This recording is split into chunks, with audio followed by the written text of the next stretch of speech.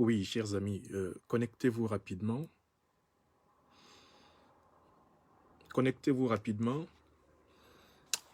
Je crois que je viens enfin de percer l'énigme. L'énigme qui était restée irrésolue dans le message que nous a adressé, le message vidéo de la fille de M. Paul Barthélémy Biya, Brenda Biya. Je viens de percer une énigme supplémentaire que je voudrais partager immédiatement avec la résistance camerounaise. En réalité, Brenda Biya nous a glissé ce qu'on appelle un message subliminal, un message codé dans sa vidéo. Moi, j'ai reçu la vidéo dans l'après-midi, je vous en ai fait une analyse à chaud, et avec le recul, j'ai essayé de comprendre pourquoi elle a tenu à nous faire voir l'image de cet homme noir. Au départ, vous vous en souvenez, quand j'ai fait ma première analyse de la vidéo, je me suis demandé si cet homme noir n'était pas la personne qui séquestrait effectivement Brenda Biya. Vous vous en souvenez? Et les internautes qui, quant à eux, se souvenaient qu'il s'agissait de M. George Floyd, qui a été tué dans le Minnesota aux États-Unis, m'ont aussitôt apporté cet élément de précision en disant « Non, professeur, l'image que l'on voit dans le téléphone de Brenda, sur le fond d'écran de Brenda, c'est en fait l'image de l'homme noir qui a été tué aux États-Unis, déclenchant entre-temps d'ailleurs des manifestations et des émeutes. » Mais ça ne me suffisait pas. Ça ne me suffisait pas comme explication. C'est vrai que cette image est l'image de l'homme noir qui a été tué. Mais je ne voyais pas pourquoi Brenda Biya, dans cette courte vidéo consacrée à nous parler de sa détresse, pourquoi est-ce qu'elle a eu besoin de nous présenter cette image? Vous comprenez, chers amis? C'est pas qu'il y a une ressemblance. L'image est bien celle de l'homme noir qui a été tué. Mais ce que vous n'avez pas bien vu, ce sont les messages qui sont accompagnés avec l'image. Nous sommes là dans un véritable polar. Brenda ne peut pas nous dire certaines choses, mais elle les a dites indirectement à travers l'image de cet homme. Regardons ensemble. J'ai pu faire une capture d'écran de l'image. Voici l'image. J'espère que vous avez tous l'image sur l'écran. Nous allons lire les messages qu'elle écrit. En fait, c'est l'image de cet homme et ça décrit ce que cet homme a dit avant d'être tué. Cet homme noir-là, George Floyd, qui a été tué dans le Minnesota par la police raciste, effectivement, cet homme-là, eh bien, au moment où il mourait, il a dit des phrases, et ce sont ces phrases qui sont copiées. Elles sont copiées sur cette image. Et Brenda nous montre l'image. En fait, elle nous montre l'image avec les phrases. Ce qui nous amène à comprendre ceci. En fait, Brenda Biya nous dit, imaginez que je sois George Floyd, et imaginez qu'on soit en train de me tuer exactement comme lui. Ce que je veux vous dire, c'est que je suis une espèce de George Floyd, et on est en train de me tuer. On est en train de me tuer parce qu'on ne veut pas que je parle, parce qu'on a peur de moi. Voici les messages que Brenda a laissé afficher. Premier message, « Please, I can't breathe ». Ça veut dire en anglais, « S'il vous plaît, je ne peux plus respirer, j'étouffe ». Deuxième message, « My stomach hurts ». Ça, c'est ce que disait George Floyd pendant qu'on était en train de l'étouffer, pendant qu'on était en train de le tuer. Voilà ce qu'il disait. Et Brenda, en fait, utilise les propos de George Floyd pour décrire sa propre situation. Est-ce que vous comprenez ça, mes amis? Voilà. My stomach hurts. J'ai mal au ventre. Ça continue. My neck hurts. Mon cou me fait mal. Ça continue. They are going to kill me. Voilà ce qui est écrit. They are going to kill me. Le message dit, ils vont me tuer. Donc, en fait, elle nous a montré cette image pour nous parler de ce qu'elle subit. Je viens enfin de percer l'énigme. Il y a des gens qui, malheureusement, dans notre résistance, ne sont pas patients. Quand il y a une information qui nous vient, nous serons obligés de l'analyser à chaud, mais il peut y avoir des choses qui nous échappent. Et c'est en mettant notre intelligence en commun que nous allons comprendre ce qui se passe. Donc en fait, ce que Brenda est en train de nous dire, très clairement, c'est qu'elle est dans une ambiance de mort. Il y a la mort qui rôde autour d'elle. Ce que Brenda est en train de nous dire, c'est que elle, sa vie est menacée. Et c'est que elle est en train de nous dire, la mort règne chez nous. Les gens sont en train de mourir.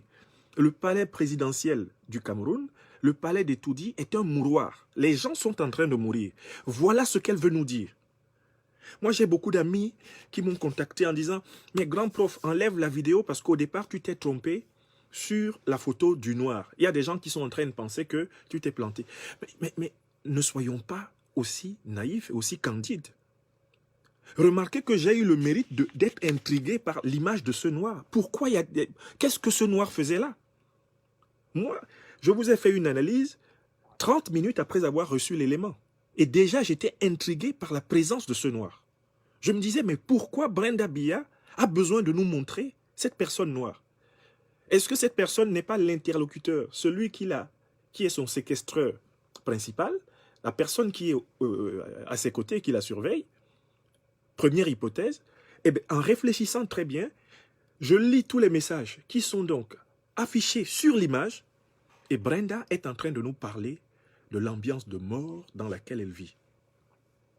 Elle est en train de nous parler de ce qui est arrivé à ses parents, ce qui est arrivé à ses proches, et elle est en train de nous parler de ce qui menace de lui arriver. Je suis en train de mourir.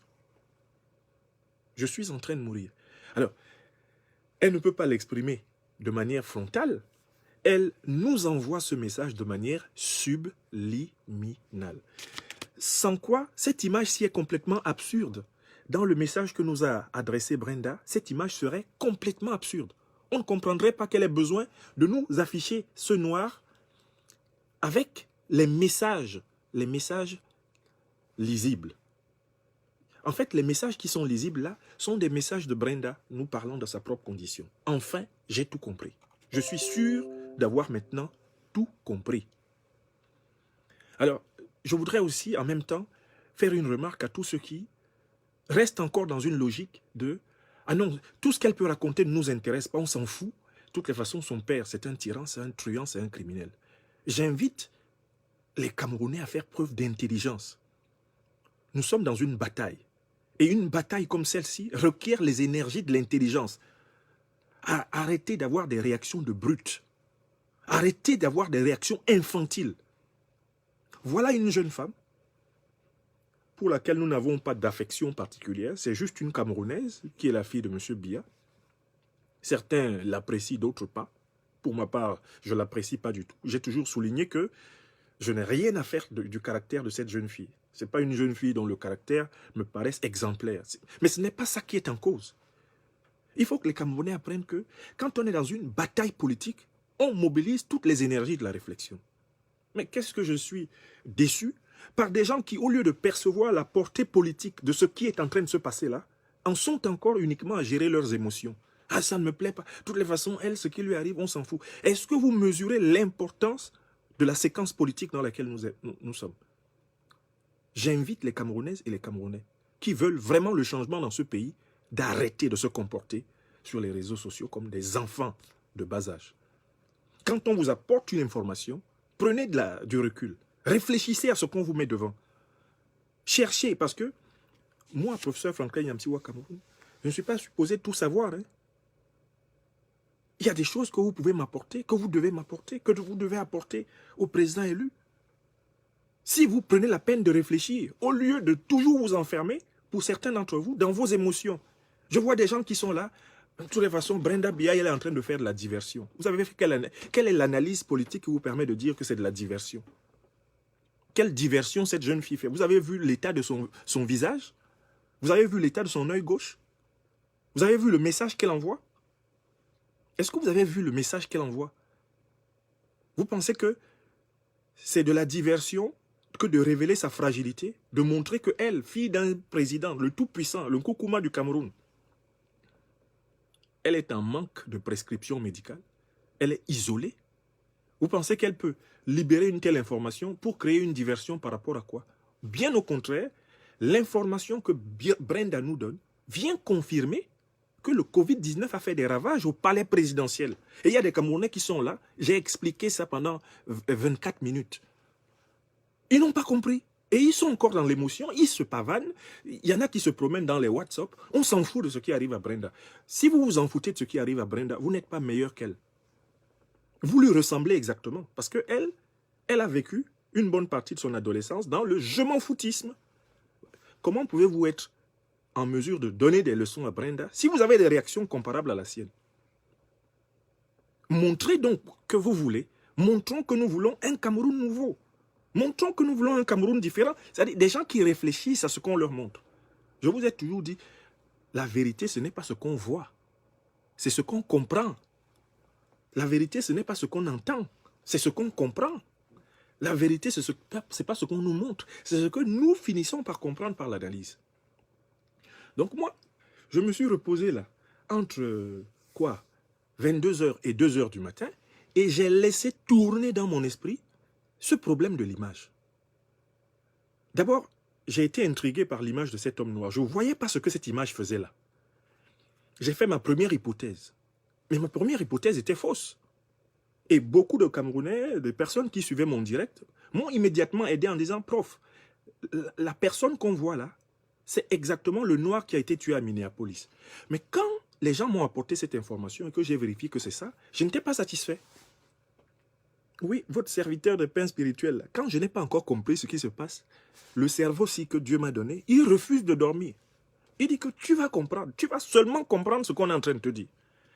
J'ai des amis à moi qui m'ont écrit pour dire, grand prof, sur la vidéo là, tu t'es trompé. J'ai dit, mais j'ai corrigé ça. Je suis allé au bout de la vidéo. Des Camerounais, des amis m'avaient déjà envoyé l'information que non, c'est le noir qui a été tué à Minneapolis. Donc, pourquoi vous vous inquiétez? Je ne suis pas supposé ne jamais me tromper. Je ne suis pas Dieu. Je ne suis pas Sabitou quand même. Donc quand moi je me trompe là, vous avez vu aujourd'hui, les gens m'ont envoyé l'information, j'ai corrigé. Suivez, quand je donne une vidéo là, allez jusqu'au bout. Au bout de la vidéo sur Brenda là tout à l'heure, j'ai corrigé, j'ai dit, la personne qu'on voit dans la vidéo de Brenda, cette personne-là, c'est l'homme noir qui a été tué aux États-Unis. C'est corrigé dans la vidéo. Donc ça veut dire que vous venez, vous ne suivez pas jusqu'au bout, et vous partez, vous avez un jugement. Ce n'est pas normal. Ce n'est pas comme ça qu'on fait. Le Cameroun du changement, c'est des gens sérieux. Nous devons tous être sérieux. Si je me trompe, moi, je viendrai toujours corriger. Hein. Moi, Franklin Yamsi Wakamono, je n'ai aucun problème pour venir vous dire, je vous ai dit hier un truc. Je viens de vérifier, c'est faux. Je viens, je corrige. On ne vit qu'une seule vie. Moi, je veux vivre ma vie à fond dans les valeurs que je trouve, les valeurs que j'estime justes. Je les vis au quotidien. Donc, ne vous inquiétez pas. Si vous êtes sûr que j'ai dit un truc qui n'est pas vérifié et que vous avez un élément d'appréciation qui peut me permettre d'ajuster, trouvez-moi, envoyez-moi ça inbox. J'en tiendrai parfaitement compte. Ce n'est pas compliqué. La vérité, sur cette terre, personne ne la possède. Nous la cherchons tous. Certains avec beaucoup plus de discipline. Donc, moi, j'ai pris mon repas du soir, là, je me suis un peu occupé de votre petit Emma que vous aimez, la famille, tout le monde est allé dormir. Et puis, je suis resté dans ce bureau. J'ai dit, mais pourquoi Brenda nous a montré cette photo? Pourquoi Brenda nous a montré cette photo? Et là, soudain, là, je viens de comprendre. Hein. Je viens de comprendre, en dormant. Je suis allé m'allonger encore dans mon petit... J'ai un petit canapé spécial là, je ne vais pas dormir dans la chambre. Je m'allonge là quand mon cerveau bout. Et puis, c'est devenu clair. J'ai dit, mais c'est pas possible. Voici enfin l'explication. La dame nous donne, à travers cette image, les messages qui sont sur cette image la concernent elle-même. Cette Brenda Bia, vous découvrez que ce n'est pas une idiote. Hein. C'est une fille qui aime la vie, c'est une viveuse, mais ce n'est pas une idiote du tout. Vous avez compris? Maintenant, l'énigme est complètement décryptée. Brenda Bia nous donne des informations sur son état et l'état de ses parents. Elle nous dit qu'elle est dans une ambiance de mort. Elle nous dit qu'elle est dans une ambiance de mort. Voilà ce qu'elle nous dit. Sa vie est menacée et il y a eu de la mort autour d'elle. Cette information est incontestable d'un point de vue scientifique, maintenant. Et je suis sûr que les jours et les heures prochains vont multiplier des confirmations de ce que nous venons de comprendre. Et donc, j'en profite pour dire aux Camerounaises, aux Camerounais, à travers tout le Cameroun et à travers tout le monde, de faire un effort de dépasser les réactions émotionnelles. Surtout si vous pensez participer au changement au Cameroun. Il faut que nous tous là, collectivement, le pays, le niveau s'élève. Le niveau des réactions s'élève. Le niveau de vision s'élève. Le niveau d'exigence personnelle s'élève. Le niveau d'humilité, bien sûr, s'élève. Tout le monde doit faire un effort. Moi qui vous parle le premier. Je suis resté là comme ça, comme avant quand on me donnait un exercice de maths qui était compliqué. Tant que je n'ai pas trouvé, je ne dors pas. Ou une disserte de philo, où je ne vois pas encore comment problématiser. Je ne dors pas. Je vais me mettre quelque part là, laisser mon cerveau s'imbiber de tout et n'importe quoi, jusqu'à ce que ça soit clair. Donc vous voyez, là, maintenant, je mérite le sommeil. Parce que j'ai trouvé. Bingo, Eureka. J'ai compris ce que Brenda voulait nous dire. Le message de Brenda est écrit sur le corps de cet homme noir auquel elle s'est identifiée, histoire de nous dire, moi, Brenda Biya, je suis comme l'homme noir tué à Minneapolis par la police. Des hommes en armes, des hommes violents m'ont pris en otage. Ils sont en train de m'étouffer, ils sont en train de me vider de ma vie. Ce qui est arrivé aux Noirs de Minneapolis, c'est ce qui est en train de m'arriver. Do you understand me? Comme vous aimez aussi les blagues. Do you understand me? Dites-moi que vous avez compris, puis je vais aller me reposer. Do you understand me? Voilà. Donc, on a fini de décrypter l'essentiel du message de Brenda Biya.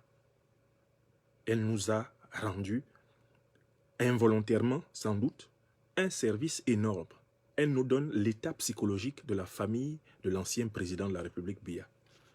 Et elle nous confirme que cette famille est au plus mal et que le pays est pris en otage par ceux qui veulent obtenir la succession de gré à gré. Et que la famille Biya elle-même est d'ores et déjà une famille en otage.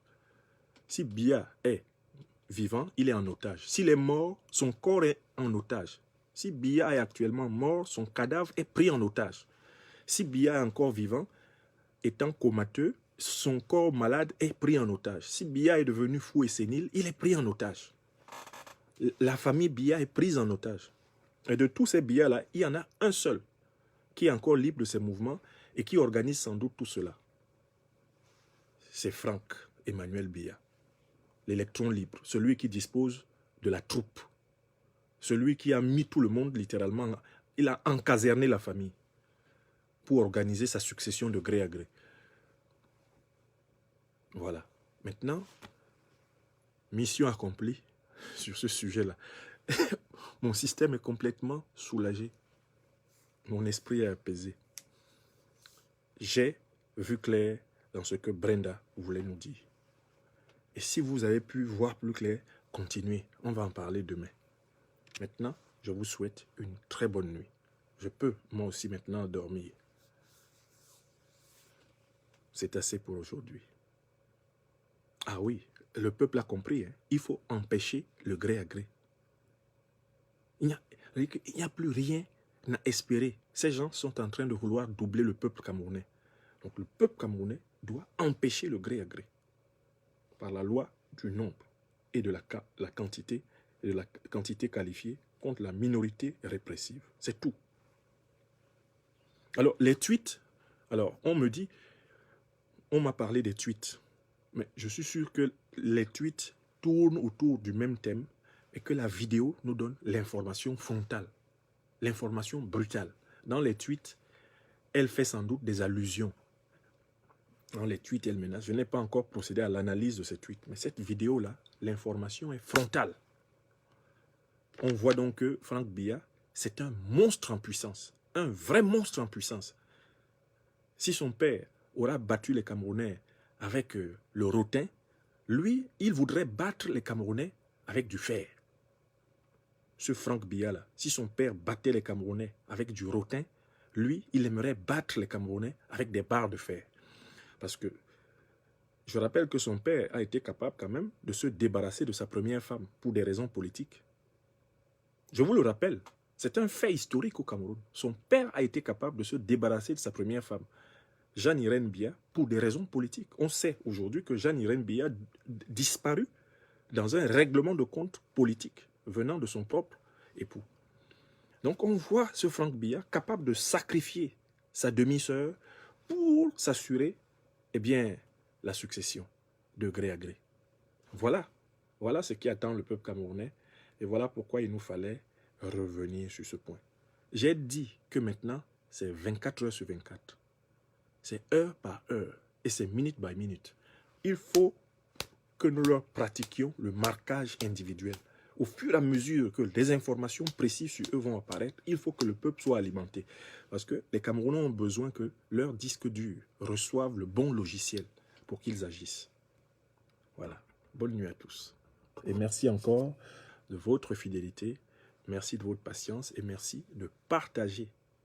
Parce que les mises à jour, c'est ça qui éveille le peuple. Je vous remercie. Bonne nuit à tous.